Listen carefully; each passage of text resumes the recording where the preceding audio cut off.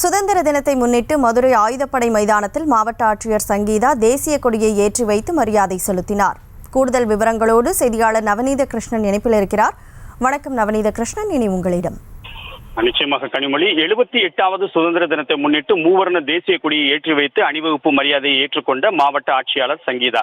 இந்திய திருநாட்டின் 78வது சுதந்திர தின விழா கோலாகலமாக கொண்டாடப்பட்டு வரக்கூடிய நிலையிலே மதுரை ரிசர்வ் லைன் பகுதியில் இருக்கக்கூடிய ஆயுதப்படை மைதானத்தில் மூவர்ண தேசிய கொடியை ஏற்றி வைத்து சமாதான புறாவை பறக்கவிட்டார் மாவட்ட ஆட்சித்தலைவர் சங்கீதா அவர்கள்.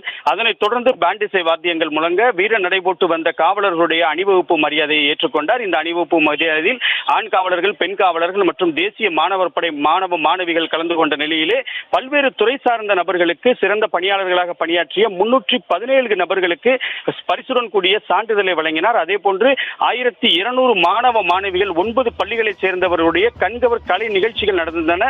அதே போன்று பார்த்தோமானால் 40 பயனாளிகளுக்கு ரூபாய் 48,25,816 ரூபாய் மதிப்பிலான பல்வேறு நலத்திட்ட உதவிகளை வழங்கியதோடு மட்டுமல்லாமல் மாணவர்கள் கண்கவர் கலை நிகழ்ச்சிகளோடு இந்த சுதந்திர தின விழா கோலாகலமாக கொண்டாடப்பட்டு வருவது குறிப்பிடத்தக்கது.